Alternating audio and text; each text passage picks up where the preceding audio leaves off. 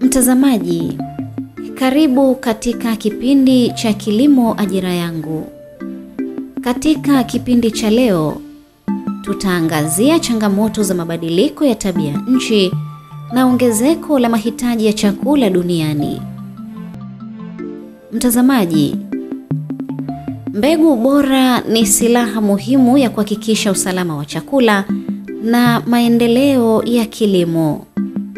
Kupitia mradi wa Agriculture and Fisheries Development Program AFDP, serikali kupitia Wizara ya Kilimo na Taasisi ya Utafiti wa Kilimo Tanzania TARI, kituo cha Ilonga, imejikita kuongeza uzalishaji wa mbegu bora, tija mashambani na kipato cha wakulima wadogo, hasa katika ukanda wa kati. Mradi huu unafadhiliwa na IFAD. Mradi huu tunavyosema kwa sababu unaangaliwa zaidi kwanza kwa TARI, unaangaliwa kwenye vituo viwili vya TARI. Kuna kituo cha TARI Ilonga ambacho hadi kwenye Central Corridor yenyewe ndio Ilonga ipo, lakini kuna na kituo kingine kiko Arusha kule Seriani. Sasa mradi umefanya nini kwa TARI, hasa kituo cha TARI Ilonga?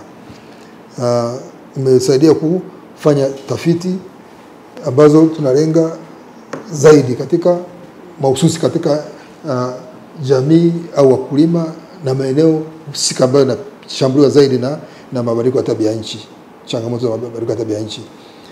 Lakini vile ni kama nilivyosema, ni mradi vile ambao unaangalia hata mfumo wa mbegu katika eneo hilo. Bado ni mfumo, kwa sababu hilo eneo la Central Corridor kwa upande wa mahindi litaka msisitizo wa mbegu ambazo zinaendana na mfumo wa mbegu ambao ni mahususi kwa maeneo hayo kwa uzalishaji, lakini na kwa wakulima wenyewe na jamii yenyewe. Kwa hiyo imetusaidia kulifanya hilo na kufanya tafiti zetu, lakini na kuweza kuzivalidate au kuweza kuzithibitisha kwamba kweli zinafanya kazi, na kweli tumeona zinafanya kwa sababu mwitikio unaonekana. Lakini vile kuna tumeletewa baadhi ya vitendea kazi. Mfano vitendea kazi tunaongelea magari yapo, pikipiki. Tumeshapata pikipiki moja, tumeshapata gari moja hadi top Land Cruiser DFBB, lakini tumeletewa trekta ya kisasa kweli ambayo ina kila kitu ambacho tunatakiwa kwa usasa wake. Tunayo yenye nguvu kweli tunayo. Lakini tumejengewa muundombinu wa umwagiliaji. Hapa kituoni tunao, huko hapa pembeni hapo tu. Unaweza kuona ukitaka huko hapa muundombinu wa umwagiliaji wenye kumwagilia hekta zaidi ya 15 kuzimwagilia kwa wakati mmoja. Kwa hiyo na changamoto ilikuwa muda mwingi ni kwenye uzalishaji mbegu na utafiti wakati mwingine, kwamba unaweza unajibana tu kwenye kipindi cha mvua tu. Kipindi kilichobakia cha msimu wa mwaka unabaki unacha kufanya, lakini wakati huo mbegu haitakiwi kusimama. Uzalishaji mbegu unatakiwa uendelee. Wenyewe utakiwa kuangalia kwamba ni kipindi cha mvua ndio ufanye tu. Kipindi cha ambacho ni kizuri zaidi wakati huo cha nje ya msimu tulikuwa tukilala wakati mwingi. Lakini sasa hivi tushawekewa muundombinu. Kwa hiyo muundombinu kwa umwagiliaji, kwa hiyo tutakuwa nibandika bandua. Kwa hiyo ni moja wapo. Lakini vile na watafiti wamekuwa na mafunzo ya mara kwa mara ya kuhusu kuhudumia maeneo yale ambayo yanalengwa na mahitaji mahususi. AFDP imelenga kuimarisha mfumo mzima wa mbegu kupitia utafiti, mafunzo na usambazaji. TARI kituo cha Ilonga imepewa jukumu la kuhakikisha kuwa wakulima wa ukanda wa kati wanapata mbegu bora zinazostahimili hali ya mazingira yao. Kupitia AFDP, TARI kituo cha Ilonga imeboresha miundombinu muhimu kama maabara, vitalu vya mazao na mashine za kuchakata mbegu. Hii imeongeza uwezo wa taasisi hiyo kuzalisha mbegu zenye ubora wa hali ya juu. Lakini vile kuna tumeletewa baadhi ya vitendea kazi ambayo na kila kitu ambacho tunatakiwa kwa usasa wake tunayo, yenye nguvu kweli kweli tunayo. Lakini tumejengewa muundombinu wa umwagiliaji wenye kumwagilia hekta zaidi ya 15. Mbegu haitakiwi kusimama. Uzalishaji wa mbegu unatakiwa uendelee. Wenyewe utakiwa kuangalia kwamba ni kipindi cha mvua ndio ufanye tu. Kipindi cha ambacho ni kizuri zaidi wakati huo cha nje ya msimu tulikuwa tukilala wakati mwingi. Sasa hivi tushawekewa muundombinu. Kwa hiyo muundombinu kwa umwagiliaji kwa tutakuwa tuna nibandika bandua. Kwa hiyo ni moja wapo. Lakini vile na watafiti wamekuwa na mafunzo ya mara kwa mara ya kuhusu kuhudumia maeneo yale ambayo yanalengwa na mahitaji mahususi kwenye Central Corridor. Kwa mafunzo yamefanyika kwa sababu mabadiliko ya tabia nchi ni kama sehemu tunaongelea sasa hizi Central Corridor hii hapa, lakini kuna sio kwamba itabaki vile vile kwa sababu ardhi ni, lakini mabadiliko ya nchi yanabadilika. Unaweza kukuta sipokuwa makini kutakuwa na yani inaweza yani eneo la ushoroba likawa linatanuka zaidi. Lakini mazao ambayo tunaangalia pamoja na mahindi ni mazao, kuna mengine ya jamii ya mikunde yapo, kuna mazao ya alizeti, lakini vile kuna teknolojia za zinazohimili au teknolojia himilivu za mabadiliko ya tabia nchi. Unakuta yani kwa mtazamo wake, kwa upana wake, kila kitu kimezingatiwa na kinafanywa kazi. Kwa hiyo tunachokiomba labda ni wale wanaopokea kule wakulima labda wawe tayari kupokea taarifa, maarifa na ambacho tunakishauri zaidi ili waweze kuinua maisha yao. Katika mazao ya jamii ya mikunde kama choroko na mbaazi, mbegu mpya zimezalishwa zenye uwezo wa kustahimili ukame na kutoa mavuno mengi. Hii imekuwa suluhisho kwa changamoto ya kubadilika kwa hali ya hewa. Kupitia mradi huu wa IFAD ni kwamba kabla haujaanza upatikanaji wa mbegu ulikuwa uko chini sana, na tulikuwa takriban tunazalisha kama kilo 500 mpaka tani 1, nusu tani mpaka tani 1. Lakini baada ya ujio wa mradi huu uzalishaji wa mbegu umeongezeka. Sasa hivi tunazalisha mbegu takribani tani 5 mpaka tani 8 za mbegu zote, na hizi mbegu sasa zinapatikana kwa wakulima na zimeshaanza kusambaa.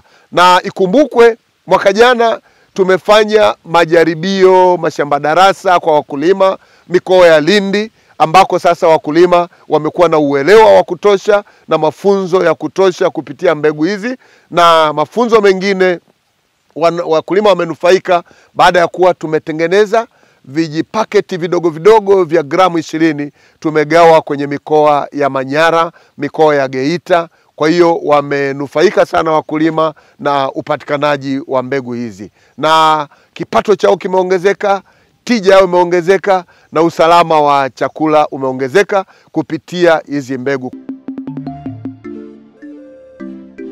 Mbegu hizi si tu zinastahimili ukame, bali pia zinatoa mavuno mengi kwa muda mfupi. Wakulima pia hupatiwa mafunzo ya matumizi sahihi ya mbegu na mbinu bora za kilimo. Mimi ni mkulima wa zao la choroko kutoka kijiji cha Makuyu. Wataalamu wetu baada ya kutufikia tumepata elimu kubwa tofauti na wakati wa nyuma. Wakati wa nyuma tulikuwa tunalima bila kufuata utaratibu. Hatufati upana wa mstari na mstari. Sisi tunapanda tu, tunapiga mashimo bila kufuata mstari. Tunapata shida hata kwenye kupalilia, lakini baada ya kupata elimu hii tumejua mstari kwa mstari ni 50, lakini shimo kwa shimo ni 20 pia. Kwa hiyo kwa elimu hiyo waliotupatia tunaendelea kuwa wakulima bora kabisa wa zao la choroko, na tutaendelea kuhamasisha wakulima wengine na wanakijiji wengine ili walipende zao hili na kutamani kulifanya kwa sababu linatija. Kwanza choroko lina faida nyingi. Licha katika afya ya binadamu, pili hata katika matumizi mengine. Kimenihamasisha kwamba kuna masoko mengi, viwanda mbalimbali vimefunguliwa. Ndio maana nimehamasika kulima, naamini kwamba hata bei ya choroko inakuwa kubwa. Kwa maana tulikuwa tunapanda tu bila kutumia kanuni. Kwa hiyo leo nimeelewa jinsi ya kupanda. Kwa mfano mstari hadi mstari ni sentimita 50, shimo hadi shimo ni sentimita 20. Kwa hiyo nimetambua jinsi ya upandaji mzuri wa zao hili. Mbegu bora haziishii shambani. Zinapitia mnyororo rasmi kutoka utafiti hadi kwa mkulima. TARI huzalisha mbegu mama za awali ambazo husambazwa kwa wakala wa mbegu za kilimo ASA na wazalishaji binafsi kwa ajili ya kufikishwa kwa wakulima. Lakini hatukuishia hapo. Kwenye ushoroba wa kati wa nchi yetu ya Tanzania, ambao kwenye mradi huu wa IFAD au mradi wa AFDP unaanzia mikoa ya Lindi, mikoa ya Pwani, Dar es Salaam, mikoa ya Morogoro, mikoa ya kanda ya kati tunamaanisha Dodoma, Singida, mikoa ya Tabora, mikoa ya Mwanza. Hii mikoa ina uwezo mkubwa sana wa kulima mazao jamii ya mikunde, na tumewatengenezea mbazi zinaitwa muda wa kati. Mbazi ya muda wa kati ambayo inastawi sana kwenye ushoroba wa kati ambao nimeutaja ni mbazi inaitwa Ilonga 14 M1, Ilonga 14 M2 pamoja na mbazi inaitwa Tumia. Hii mbazi inakomaa kwa muda wa siku 180 mpaka muda wa siku 186. Ina uwezo wa kutoa matawi mengi, takriban matawi 20 kwenye mche mmoja, na ina uwezo wa kuweka mbegu au watoto tunasema podi 260 mpaka 300 kwenye mmea mmoja.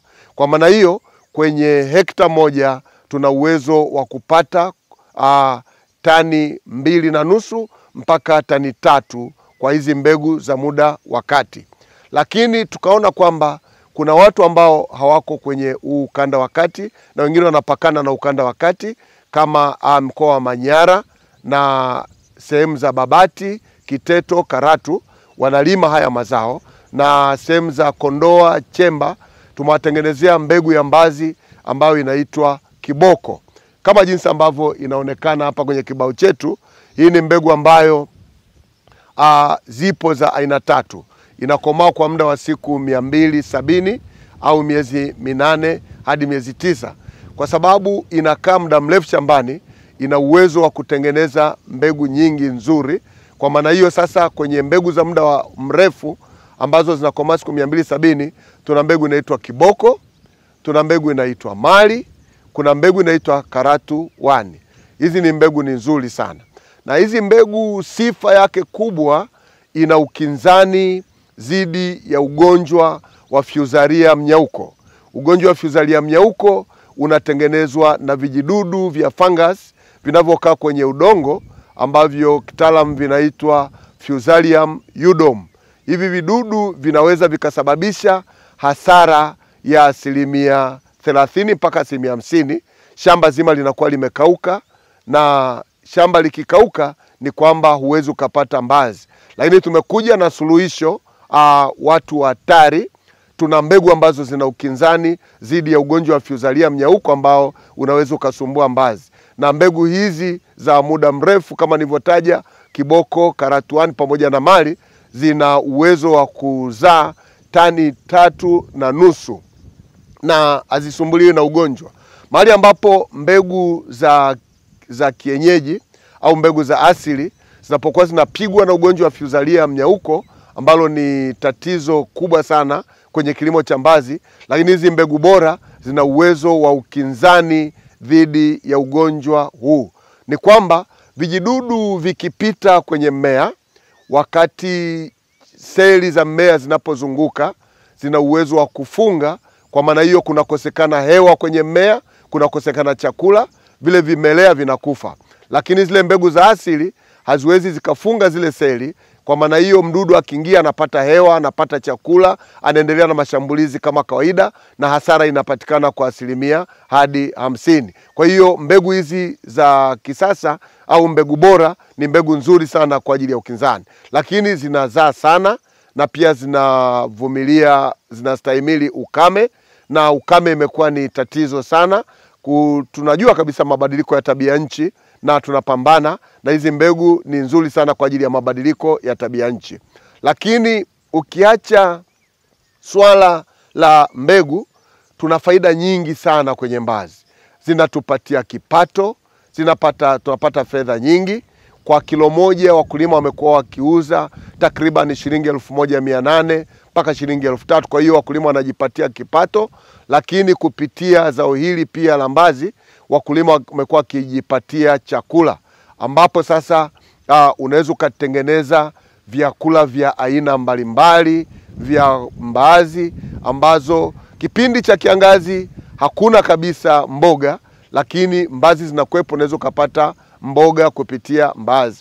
Na ukiacha upande wa chakula, lakini mifugo imekuwa ikipata chakula kupitia masalia ya mbaazi ambayo yamekuwa yakipigwa, na baada ya kuwa wamaliza kupiga unaweza ukakata ukapelekea mifugo. Kwa maana hiyo zao la mbaazi limekuwa likiondoa ugomvi kati ya wakulima na wafugaji, kwa sababu malisho yanakuwa yanapatikana.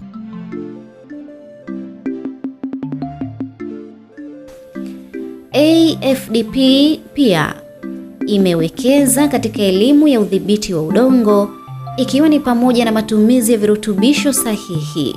Wakulima sasa wanalima kitaalamu kwa kuzingatia maelekezo sahihi kutoka kwa wataalamu na maafisa kilimo kutoka TARI.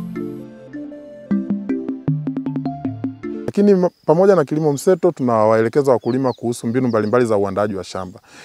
Kuna kitu kinaitwa kwa lugha ya wenzetu ni minimum tillage, kwa maana ya kwamba unapunguza usumbufu wa udongo, unapanda mazao pasipo na kutifua sana udongo, kwa sababu unapotifua sana unaruhusu pia muda mwingine upotevu wa unyevu, lakini kuharibu kidogo na kuongeza mmomonyoko wa udongo. Kwa hiyo pamoja na teknolojia ya kwanza niliyokuelekeza ya kilimo mseto, tuna teknolojia nyingine ambayo ni ya kilimo ambacho kinapunguza usumbufu au kutifua udongo.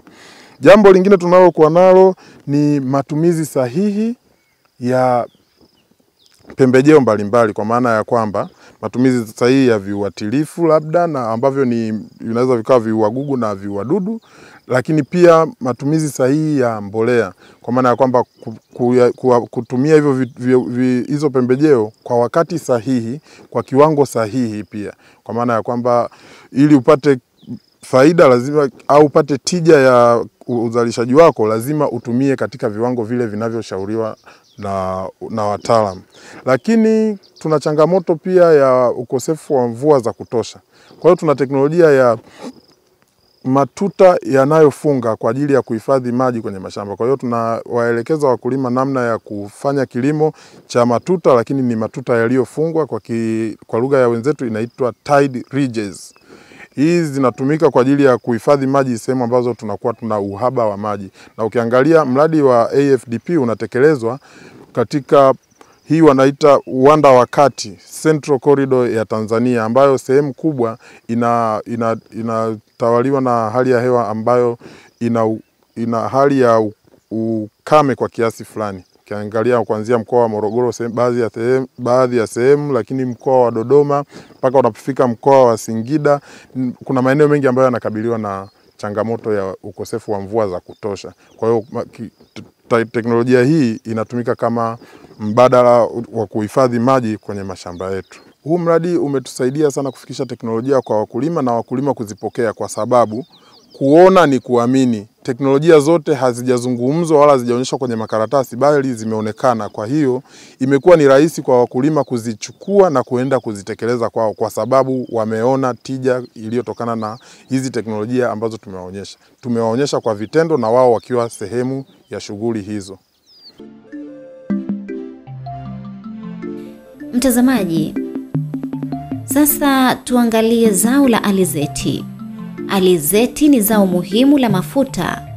TARI kupitia vituo vyake vya kuzalisha mbegu imezalisha mbegu bora zenye kutoa mafuta mengi na mavuno ya kutosha kwa lengo la kuzalisha zaidi ya tani 16 za mbegu kwa mwaka.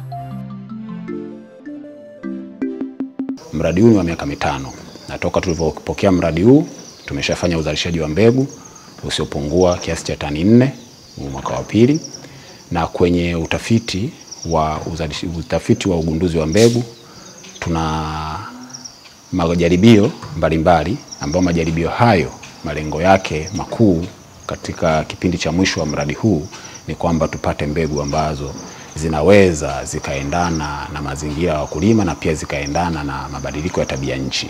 Kwa hiyo majaribio hayo tunayafanya kwenye mikoa ya Singida, Dodoma, Manyara na Morogoro pia. Kwa majaribio yako kwenye sehemu hizo ambako tunaangalia ufanisi wa hizo mbegu mpya ambazo tunatarajia kwamba mwisho wa mradi huu tuweze kuzifanyaje, kuzitoa, zisajiliwe na ziweze kutumika na wakulima kama mbadala pia wa mbegu zingine ambazo tunazo kama rekodi ambayo ipo kwa kipindi cha muda mrefu toka ina miaka isiyopungua 20, lakini inafanya vizuri kwenye kanda zote za Tanzania ambako wanalima alizeti. Mbegu hiyo ya rekodi ina uzao wa kilo 600 mpaka 800 na inakomaa kwa siku 110 mpaka 120. Na pia tuna mbegu zingine 2 ambazo tulizisajili mwaka 2019. Tuna mbegu inayoitwa TARI Ilo 2019 ambayo yenyewe ina uzao wa kilo 800 mpaka 1000 na inachukua siku 100 mpaka 110 kukomaa. Na pia tuna mbegu nyingine ya TARI Nali 2019 na yenyewe ina uzao wa kilo 800 mpaka 1000, yenyewe pia inachukua siku 110 mpaka 120 kukomaa. Mbegu zetu hizi zote ambazo tumezitoa zina uwezo wa kutoa mafuta kuanzia lita 20 mpaka 25 kwa gunia la kilo 70 la alizeti. Kwa hiyo katika utafiti huu wa alizeti tunataka tuongeze tija zaidi, kuwa na mbegu ambazo zina uwezo kutoa mavuno mengi na kutoa mafuta mengi.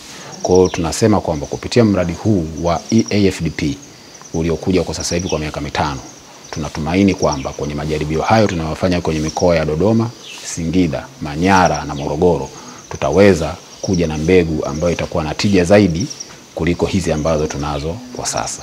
Tunasema kwamba ni mradi ambao una tija kwa wakulima, hasa hususan wakulima wa alizeti, ni kwa sababu kwanza ni mradi ambao wenyewe umekuja kuongeza upatikanaji wa mbegu bora za kilimo kwa wakulima.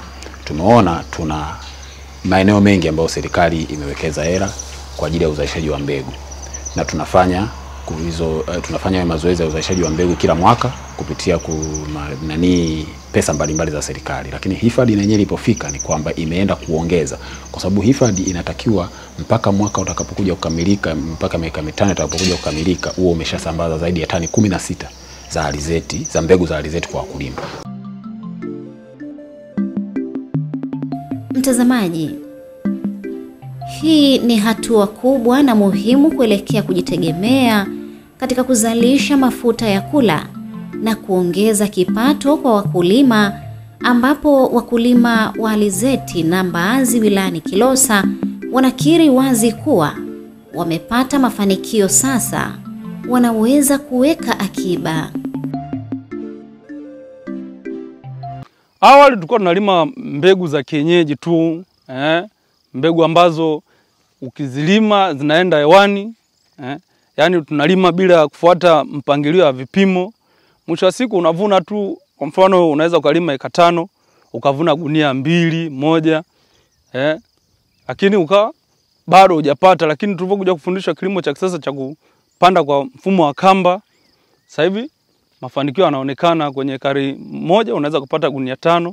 Mara ya kwanza kabisa tulikuwa tunalima hapa kiolela tu, mbegu ile ya kizamani, mbegu nakuta kubwa inapanda inaenda hewani, kunaanza kuvuna mwezi wa 9.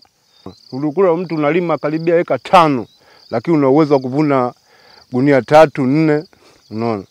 Yaani wastani wa kila eka labda gunia 1. Lakini kwa sasa hivi toka tuanze mbegu hizi za TARI, unakuta kwenye gunia 5, kwa mfano kama mwaka jana nilichukua karibu gunia 24. unaona, kwenda katika hizo eka 5. Kwa hiyo ni manufaiko makubwa. Alafu vile vile sasa kutokana na hizi mbegu za TARI jinsi zinavyozalisha kwa wingi, ina maana sasa hata wakulima kipato kimeongezeka. Kwa hiyo sasa Mama Samia aendelee kutuboreshea soko, unaona, lio la uhakika zaidi, ili na sisi tuweze kunufaika.